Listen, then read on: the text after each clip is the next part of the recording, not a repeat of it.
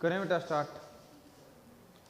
तो आज हम अपना बिल्कुल नेक्स्ट चैप्टर स्टार्ट कर रहे हैं। लास्ट में कुछ न्यूमेरिकल्स आप लोगों ने कर लिए होंगे लास्ट चैप्टर के। आज जो यूनिट स्टार्ट कर रहे हैं उसका नाम रहेगा काइनेटिक थ्योरी ऑफ गैसेस। ठीक है बेटा, तो गैसेस के बारे में पढ़ेंगे हम। सॉरी, तो गैसेस की स्टडी से पहले इसमें एक छोटा सा डिस्कशन करते हैं।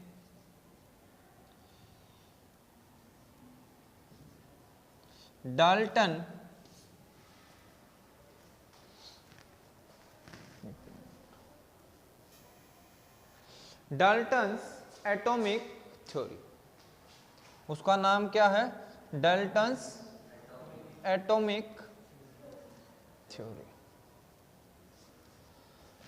कुछ नहीं है, सिंपल है, इसके बारे में आप जानते हो। इसने यही बातें बताई थी कि किसी भी मैटर जो एलिमेंट है, किसी भी सब्सटेंस का जो सबसे छोटा पार्टिकल क्या होता है? एटम होता है। ठीक है, एटम का साइज कितना है? अप्रोक्स 10⁻⁻10 मीटर, यानी 1 एंगस्ट्रॉम के आसपास का होता है। सेम टाइप के अगर सेम सब्सटेंस की बात करें, जैसे कि गैस हाइड्रोजन के सारे एटम क्या होंगे? सेम होंगे। पर अगर डिफरेंट है, हाइड्रोजन के एटम नाइट्रोजन से डिफरेंट मिलेंगे। तो यही बातें बताई थी कि सेम काइंड के हैं, एक ही सब्सटेंस के सेम काइंड के सेम होंगे डायमेंशन वाइज, और दूसरे क्या होंगे? दूसरे से क्या होंगे? डिफरेंट। तो कुछ एक बस इसमें यही बेसिक बातें थी। अब आके 3 स्टेज बनी, solid, liquid and gases. Solid, liquid and gases आपने पढ़ रखा है। सॉलिड के अंदर जो एटम्स हैं वो बहुत ही क्लोजली पैक होते हैं। क्लियर है? तो उनके बीच में एटम का जो डिस्टेंस है, इंटर एटॉमिक डिस्टेंस, वो करीब करीब 2 एंगस्ट्रॉम का होता है। क्लियर है? इसमें भी करीब करीब 2 एंगस्ट्रॉम, इसमें 10 एंगस्ट्रॉम से ज्यादा होता है। गैसेज में क्या होता है? 10 एंगस्ट्रॉम से ज्यादा होता है।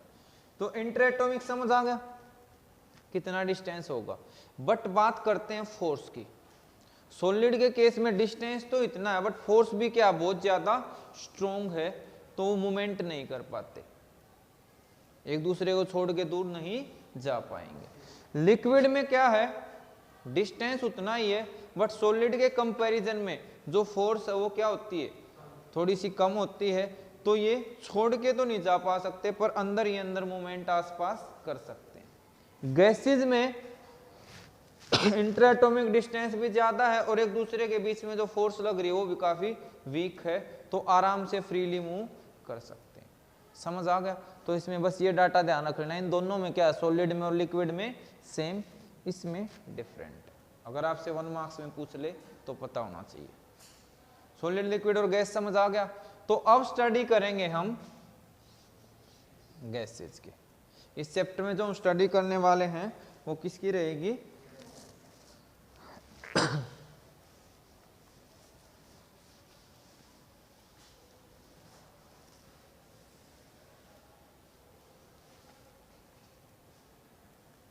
तो स्टडी करने से पहले हम गैसेज का बेसिक वो देखेंगे।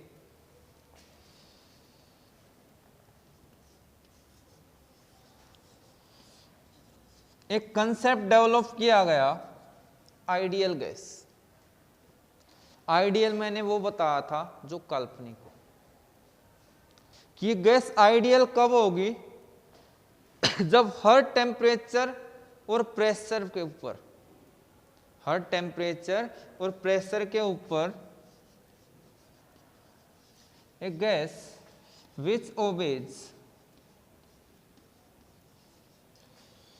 गैस लॉज, गैस के कुछ नियम होते हैं, लॉ होते हैं, वो भी पढ़ाएंगे आगे। At all temperature and pressure, किस पे? ऑल टेम्परेचर एंड प्रेशर, कितना ही टेम्परेचर रख दो, कितना ही प्रेशर रख दो, अगर हर टेम्परेचर पे गैस के लॉज को फॉलो कर रही है तो उस गैस को क्या बोल लेंगे? Ideal gas. क्लियर है? बोलो। बट इसकी कुछ कंडीशंस और बनाई गई।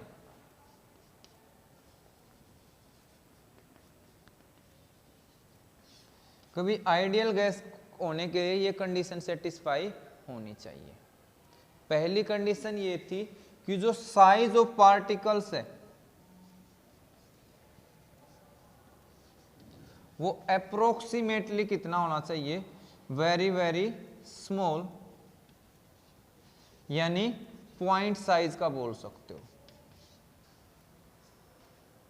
जो गैस के पार्टिकल्स होंगे वो किस साइज के होने चाहिए?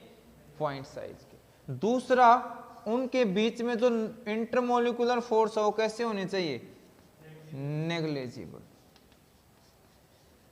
इंटर एटॉमिक फोर्स, एक डाल्टन एटॉमिक थ्योरी में एक पॉइंट और छूट गया था, एटम कंबाइंड होकर क्या बनाते हैं? मॉलिक्यूल्स। तो उसका दूसरा नाम मॉलिक्यूलर थ्योरी भी दिया जा सकता है। क्लियर है? तो मॉलिक्यूल्स की बात हो रही है तो उनकी जो इंटरमोलिकुलर फोर्स है वो कैसी होनी चाहिए? ना के बराबर।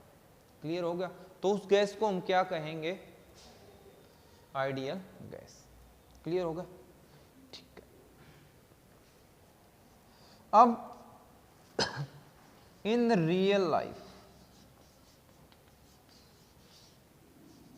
इन रियल लाइफ में क्या होता है? जो गैसेज के मॉलिक्यूल्स हैं उनके बीच में कुछ ना कुछ फोर्स होती है, नेग्लिजिबल नहीं होती, और उनका साइज भी कुछ ना कुछ होता है।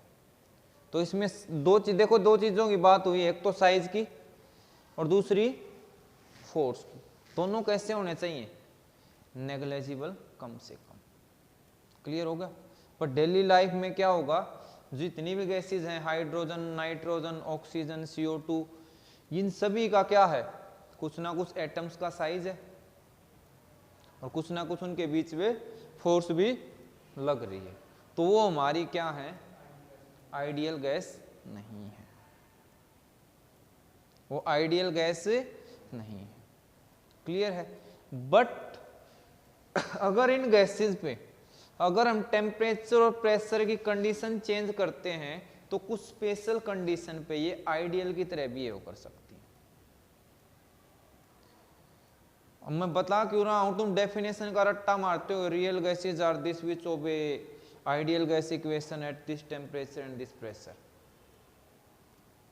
तो रियल गैस कुछ नहीं है, जो हमारी प्रकृति में गैसेज है वही रियल गैसेज है। वो नॉर्मली हर टेम्परेचर प्रेशर पे उस इक्वेशंस को, इन लॉज को फॉलो नहीं करती, कुछ स्पेशल कंडीशन पे करती हैं। ठीक है?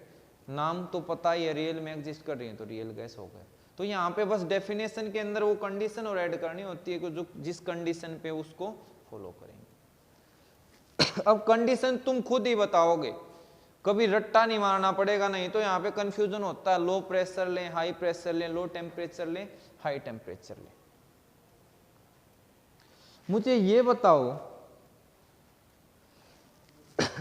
अगर मैं गैस का प्रेशर बढ़ा दूं तो क्या फर्क पड़ेगा? मॉलिक्यूल नजदीक आएंगे, दूर जाएंगे? जल्दी जल्दी सोच के बताओ, फिर कंप्लीट। क्या आएंगे? पास आएंगे। तो क्या फर्क पड़ेगा उससे? फोर्स पे देखना, मुझे फोर्स पे असर चाहिए। क्या होगी? Exactly good. फोर्स क्या हो जाएगी? ज्यादा हो जाएगी। बट हमें फोर्स ज्यादा चाहिए, कम चाहिए? हमें उसको आइडियल बनाना है, तो आइडियल में फोर्स जितनी कम से कम हो। तो अब तुम खुद ही बताओ, प्रेशर हाई होना चाहिए या लो होना चाहिए? क्लियर हो गया? रटने की जरूरत पड़ेगी। अगर भूल जाओ तो सिचुएशन पे जाना कि हमें आइडियल की कंडीशंस क्या थी, आइडियल में फोर्स भी कम और साइज भी कम होना चाहिए। अब टेम्परेचर पे आ जाओ। टेम्परेचर कम कर देते हो तो क्या होगा? टेम्परेचर कम हो गया तो शायद वो स्लो डाउन हो गए, कोई नजदीक हो गए तो उनके बीच में फोर्स एक्टिव हो जाएगी। तो टेम्परेचर क्या है भाई? भागते रहो, एक जगह मत बैठो, एक्टिव हो। क्लियर है? या एक प्रेशर का आपने कंसेप्ट पकड़ लिया पहले, प्रेशर से उल्टा होगा, ऐसे याद कर सकते हो। क्लियर हो गया? कोई डाउट हो तो बताओ। तो रियल लाइफ जो गैसेज होती हैं वो किस पे ओबे करेंगी? प्रेशर कैसा होगा एंड टेम्परेचर हाई। तो these are the gases which obeys gas law या आइडियल गैस इक्वेशन तो पढ़ी होगी, PV is equal to nRT। उस इक्वेशन को फॉलो करें किस पे? अगर सभी प्रेशर टेम्परेचर के लिए फॉलो करें तो उसको आइडियल बोलते हैं, बट ये काल्पनिक कंसेप्ट है, ठीक है।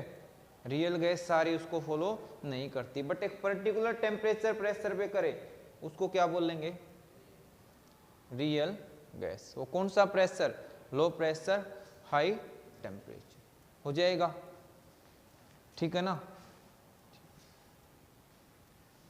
तो आज अब अपना काम जो कंप्लीट करते हैं, दूसरे वाला डस्टर था बेटा, ये नहीं आज, चलो यही कर लेंगे। अब आ जाओ भाई गैस लो। हाँ, अब ये मत कहियो सर गैस बेच रहे हैं, सिलेंडर भरवा लो। गैस लॉज की बात कर रहे हैं हम। बाकी अगर मेरे पास होती तो को वैसे भी 700-800 का सिलेंडर हो रखा है, ठीक है, तो तुम्हें देने की जरूरत ही नहीं पड़ती, अपने खुद ही यूज करते। तो स्टार्ट करते हैं गैस लॉज। उससे पहले हम पढ़ेंगे आइडियल गैस इक्वेशन। अब सारा काम किस पे कर रहे हैं हम? आइडियल गैस पे। रियल गैस में इक्वेशन थोड़ी सी चेंज हो जाती है। तो P V is equal to nRT पता होगा, ठीक है। मैंने पिछले चैप्टर में पहले क्या बताया था? प्रेशर, फिर या उसको छोड़ो, अगर उल्टा आगे पीछे कर दिया तो गड़बड़ हो जाएगी, ये तो याद है। 3 लॉ बताता हूं। पहला प्रेशर, वॉल्यूम, टेम्परेचर। ट्रिक से याद रखना है पहला, तीनों में कंफ्यूजन आता है। प्रेशर और वॉल्यूम के बीच होता है बॉयल्स लॉ, फिर बी के बाद सी आ गया। अल्फाबेटिकल ऑर्डर में चलते हैं, नाम क्या है? अल्फाबेटिकल ऑर्डर में। तो वॉल्यूम किसके बाद क्या आया? Charles law. और इसके लास्ट वाले नाम पे ध्यान रखना, इन अंग्रेजों के नाम पता नहीं, बड़े भी हो सकते हैं, ठीक है। तो आपको लास्ट वाला है उसके अकॉर्डिंग ऑर्डर याद रखना, कहीं कंफ्यूज हो जाओ। और जो डायरेक्ट प्रेशर और टेम्परेचर की रिलेशन दे उसको क्या बोलते हैं? हाँ बोल, शाबाश। गे-लुसैक लो, ये होता है शायद, फिजिक्स में देख लेंगे, आ जाएगा आपके। क्लियर होगा? तीनों याद हो जाएंगे, इसी ऑर्डर में लिख के याद करने हैं। अब डिटेल में इनको एक्सप्लेन करते हैं। पहला लॉ क्या आएगा? Boyle's law. आर तो कांस्टेंट है। अकॉर्डिंग टू दिस लॉ किस किस का है ये? प्रेशर और वॉल्यूम का। तो बेसिकली ये कहता है पीवी किसके बराबर आएगा? कांस्टेंट के। तो ऐसा कब पॉसिबल है? जब क्या हो जाए, एन और टी दोनों क्या ले लें हम? कांस्टेंट। एन और टी क्या ले लें? और यहां से अगली स्टेटमेंट आती है ये, डेफिनेशन ये बनती है, एक्सप्रेशन ये होता है। याद आपको इससे करना है, फिर डेफिनेशन याद हो जाएगी। तो डेफिनेशन क्या बनेगी? According to this law volume of gas is inversely proportional to its pressure, या pressure is inversely proportional to volume. Sorry, कोई भी ऑप्शन में आ जाए टिक कर देना। क्लियर है? कर लोगे? At constant n and temperature, ये भी साथ में लिखना। अगला, जब ये कॉन्स्ट इनवर्सली है तो यहां से एक रिलेशन बनती है कि अगर आपसे P1 बाई P2 का रेशियो हो तो रेसिप्रोकल में V1 नीचे V2 ऊपर, P1 बाई P2 किसके बराबर? V2 बाई V1 के। कर लोगे? चलें आगे, बॉयल्स लॉ हो गया अभी। अब अगला आता है चार्ल्स लॉ, इसको मैं यहां डिस्कस कर देता हूं, फिर ग्राफ भी बनाने हैं हमें, इसीलिए। ये क्या करता है?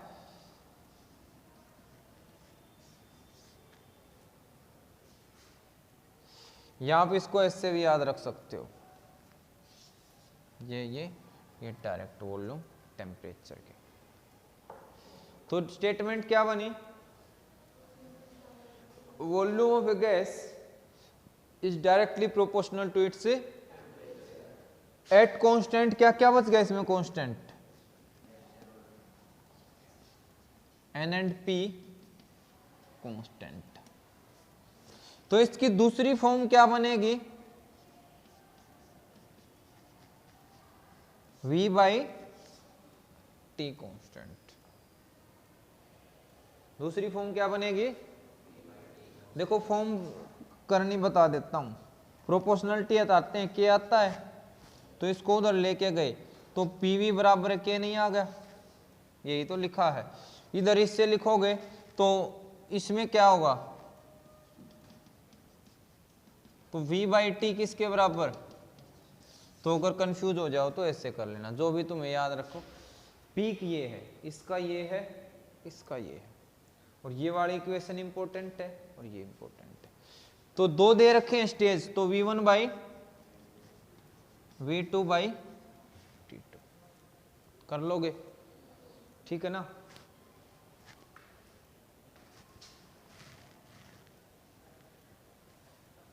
इरेज कर दूं? अब थोड़ा सा ग्राफ देखते हैं।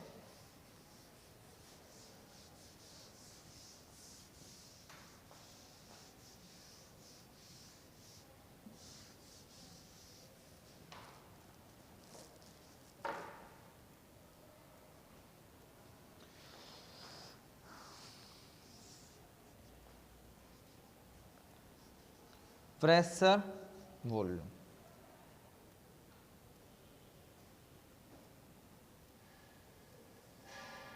पहला ग्राफ मिला मुझे बिल्कुल ऐसा।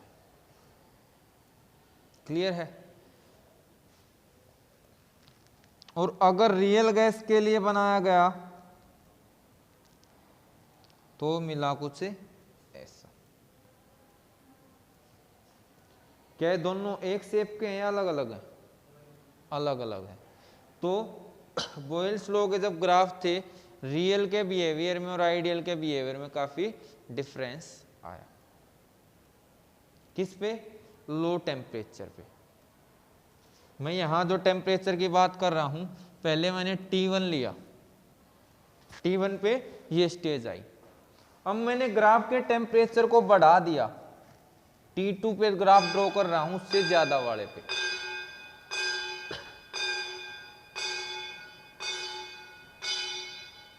तो T2 पे जब हमने किया तो एक ग्राफ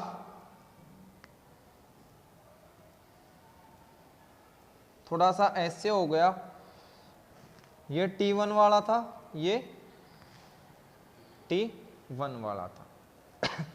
T2 का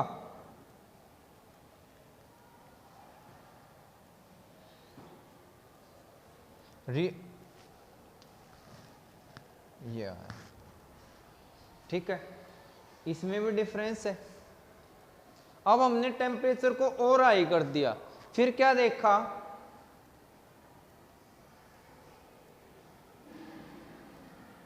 जो तीसरे वाला ग्राफ था वो नियरली सेम पे चल रहा था।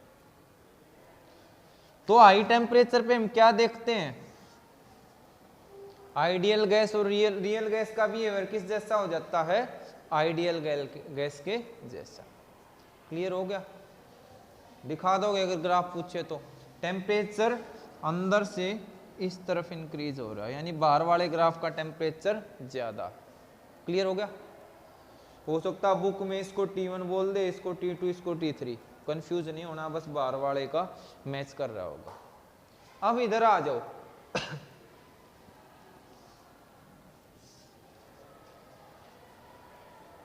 वॉल्यूम और टेम्परेचर का।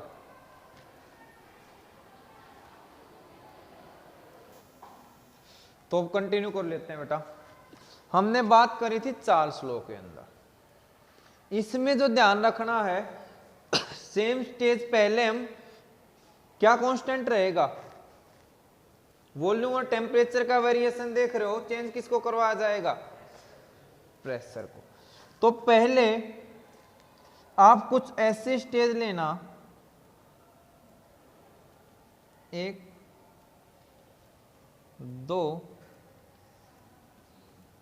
पहले हम ये वाला ले रहे हैं P1। इसमें जो आपका बिहेवियर रहेगा ये रहेगा। दूसरे वाले में तीसरा बिल्कुल स्ट्रेट चलेगा, ये थोड़े से डिफरेंट चल रहे हैं। तो जैसे जैसे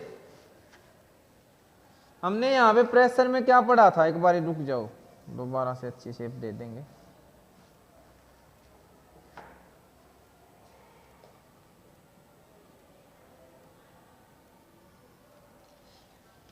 अच्छा ये बताओ, प्रेशर लोअर पे मैच करता था या एयर पे, लोअर पे।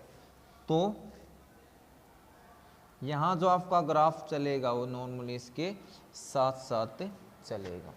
अगर हायर प्रेशर है थोड़ा सा तो इससे ज्यादा दूर तक चलेगा P2, और ज्यादा हायर है तो और ज्यादा दूर तक चलेगा।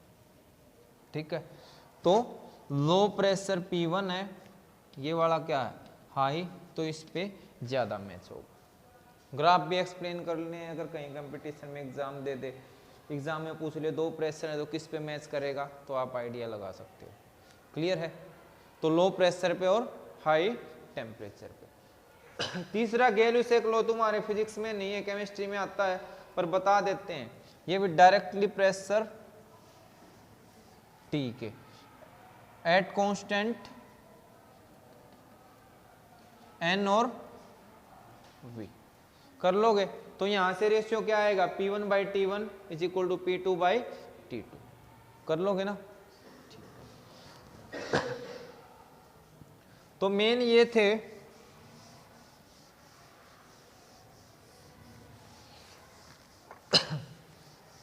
उसके बाद एक लॉ आता है एवोगैड्रो लॉ, जिसको आप एवोगैड्रो हाइपोथेसिस के नाम से भी जानते हो।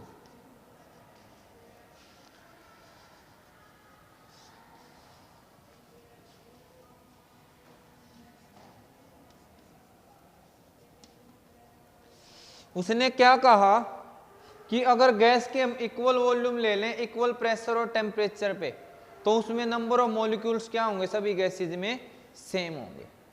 तो equal volume of gases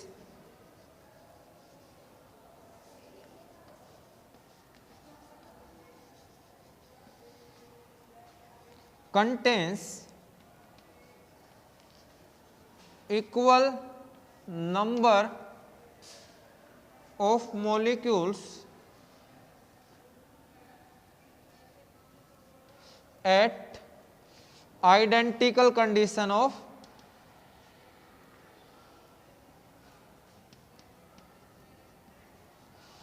temperature and pressure। इस लॉ को क्या बोला गया, एवोगैड्रो लॉ या एवोगैड्रो हाइपोथेसिस। क्लियर है? ये भी आसान रहेगा। अब उसने आगे ये देखा कि 22.4 लीटर ऑफ एनी गैस, किसी भी गैस का और किस पे, at NTP, normal temperature pressure.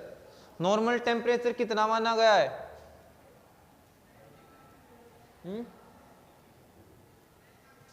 सोच लो भाई, नॉर्मल टेम्परेचर प्रेशर क्वेश्चन आता है आपका। शाबाश।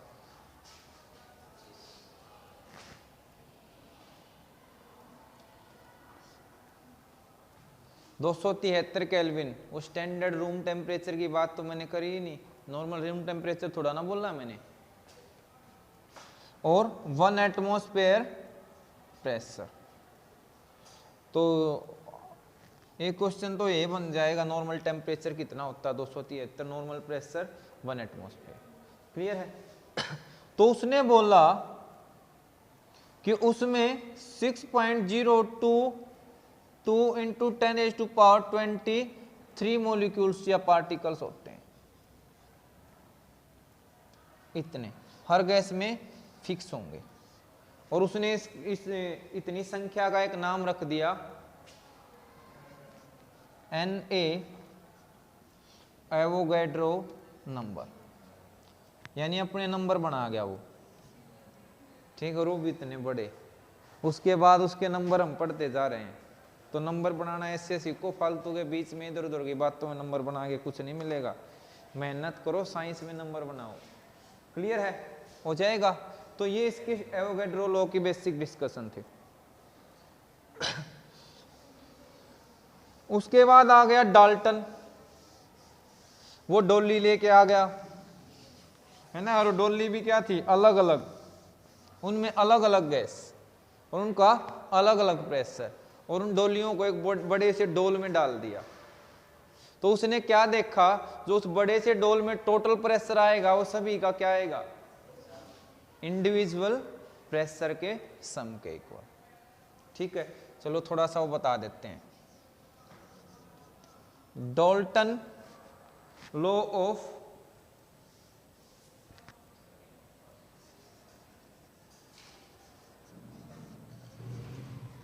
Partial pressure.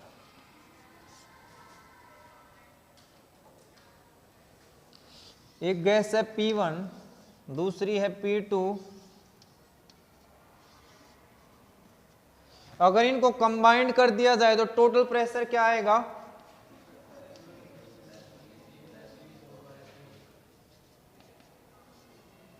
P1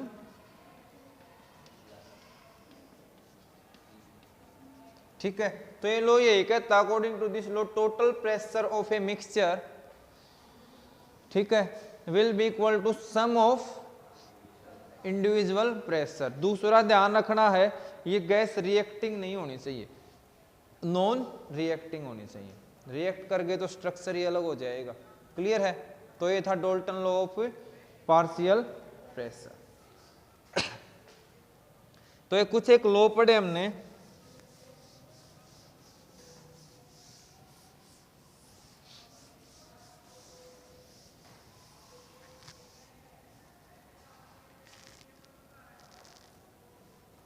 आगे अब पढ़ लिया करो। इतनी गैस तो हम बोल बोल के वैसे निकाल देते हैं एनर्जी। ठीक है, तो कहो मास्टर जी ने गैस नहीं दी, तो मैंने तो गैस दे दी, अब उस एनर्जी को ले लिया करो अपने अंदर। ठीक है, अब नेक्स्ट पढ़ते हैं जो मेन टॉपिक था, काइनेटिक थ्योरी। अच्छा, ऊपर लिखिए रखा, वही कर लेते हैं, ऑफ गैसेज। किसने दी थी? पहले वाले मेन थे, कहीं सोचो कि भी ये मेन था, मतलब चैप्टर का नाम ये था, उसका डिस्कशन कर लेंगे।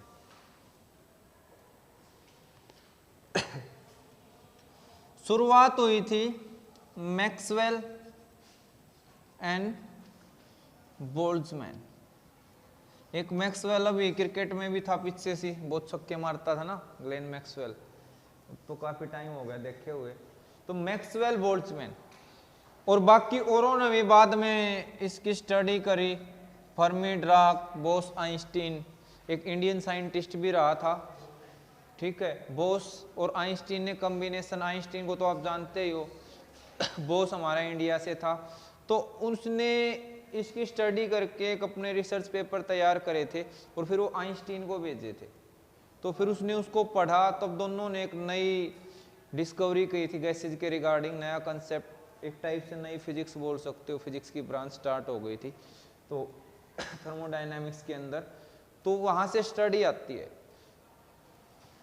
अदर में एक बोस का नाम तो लिख ही लो,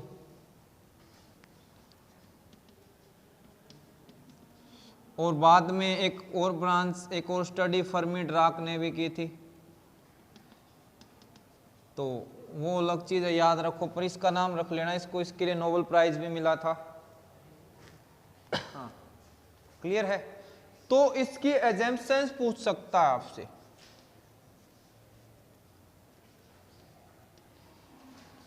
तो एजम्पशंस, गैस की एक बर्तन के अंदर रख लिया, इस रूम में जो गैस है उसके स्ट्रक्चर के बारे में बातें बताई गई हैं, बेसिक। वो बेसिक बातें क्या हैं? जो गैस के मॉलिक्यूल्स हैं उनका साइज क्या है? Point size. फोर्स उनके बीच की क्या है? नेग्लिजिबल है। हाँ, जो अट्रैक्टिव फोर्स है वो एक ही टाइम पे वो फोर्स लगाते हैं जो वो दूसरे से टकराएंगे। तो साइज हो गया, फोर्स हो गई। अब डिस्टेंस ट्रेवल्ड, साइज होता है करीब 2 एंगस्ट्रॉम, ठीक है। तो जो डिस्टेंस ट्रेवल्ड है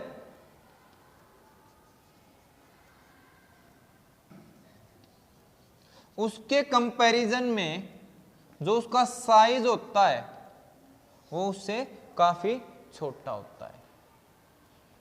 डिस्टेंस ट्रेवल कम से कम 20 एंगस्ट्रॉम से ज्यादा का कर लेता है, ठीक है। तो उसके कंपैरिजन में क्या होगा, ये काफी स्मॉल। तो स्मॉल इतना है तो उसकी जो टोटल वॉल्यूम के अंदर मॉलिक्यूल होंगे, तो उस टोटल वॉल्यूम के कंपैरिजन में वॉल्यूम बात करें मॉलिक्यूल्स की, वो किसके बराबर होगी? नेग्लिजिबल। तो वॉल्यूम ऑक्यूपाइड क्या होगी?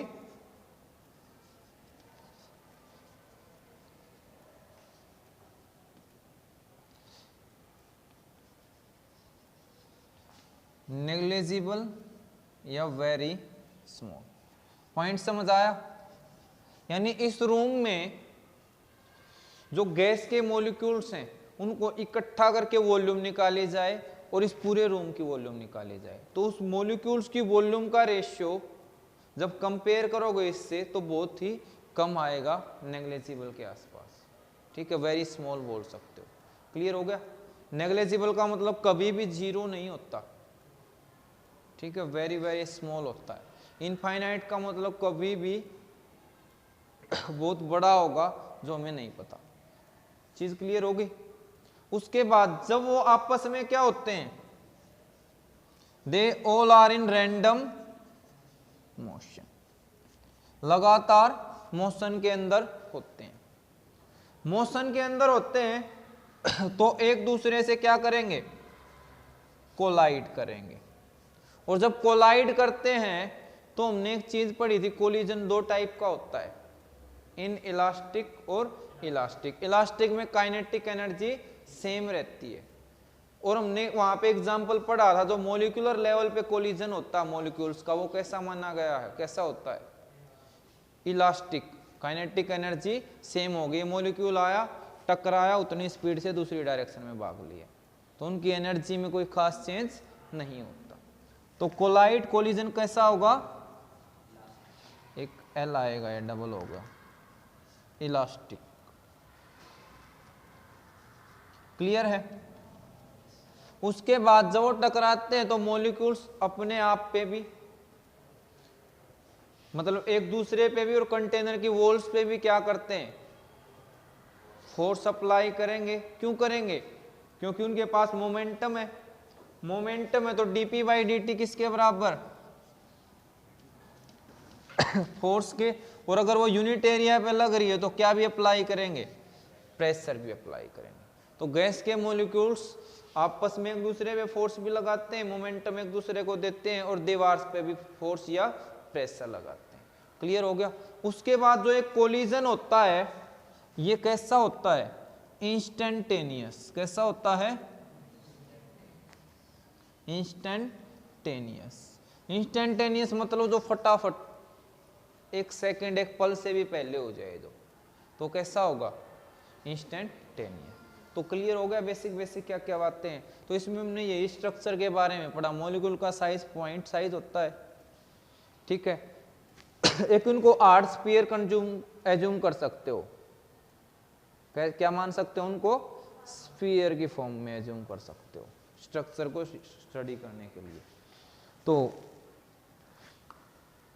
साइज पॉइंट और नेग्लेजिबल होगा किसके कंपैरिजन में?